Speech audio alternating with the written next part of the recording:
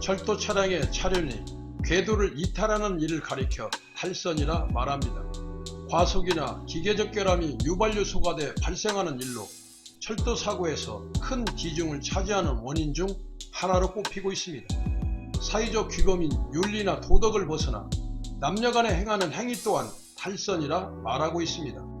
이처럼 탈선은 자의적 행위가 중심이 되는 반면 만행이나 기행은 타인에 의해 자신의 신체나 인격이 상해를 입거나 모욕을 당하는 경우를 나타내는 단어라 나름 정리해 봅니다. 이같이 특정한 단어에 정리와 의미를 부여하는 것은 21세기 대명천지에 이런 일이 벌어지고 있다는 것에 대해 탈선인지 기행인지 만행인지를 분간하기가 혼란스러운데 불쾌하지만 그 현장 속으로 들어가 보겠습니다. 지난해 5월 베이징에서 연례 최대 정치 행사인 양위까지 열며 코로나19 전쟁 승리를 선언한 중국 정부가 코로나 확산이 전국적으로 이어지자 상식적으로 도저히 이해할 수 없는 코로나19 확산 방지를 위한 항문 검사까지 실시하고 있어 자국민은 물론 세계인들을 경악시키고 있습니다. 중국 당국은 지난달 28일부터 40일간 이어지는 중국 설날 춘제 특별 수송기간을 맞아 고향에 가는 귀성객들에게 출발 일주일 전 핵산검사에서 음성 판정을 받은 증명서 소지를 의무화했는데 혈청 항체 검사와 구강 및 비강 검사는 물론 면봉으로 항문 검사까지 하는 인권 모독성 검사 강화에 차라리 고향 방문을 취소하겠다는 사람들이 40%가 넘어서고 있다고 합니다.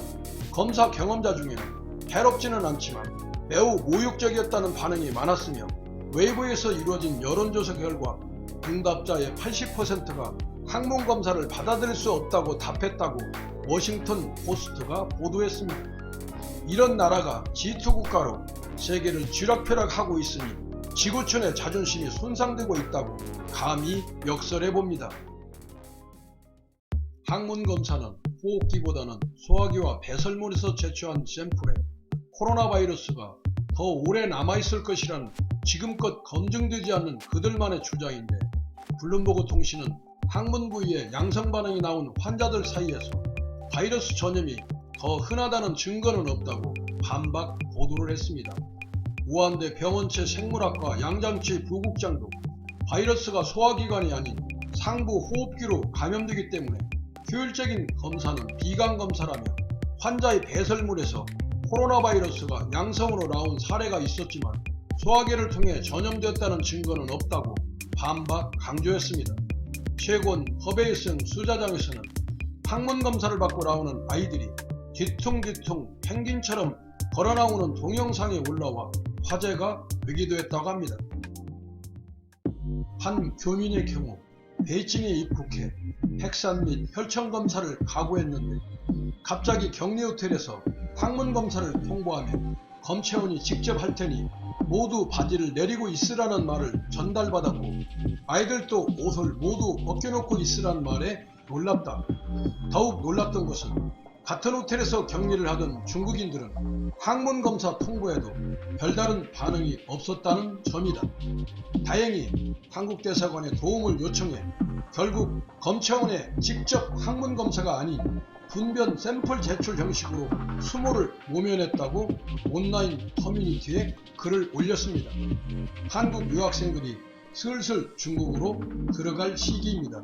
유학생, 출장 기업인, 교민도 예의가 없다고 합니다. 입국하려면 바지를 내리라.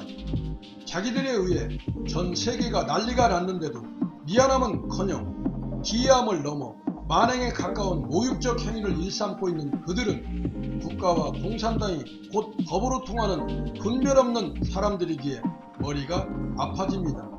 그런 나라가 2022년 동계올림픽까지 유치해놓고 있으니 그때까지 이런 행위가 이어질런지 그저 지켜볼 뿐입니다.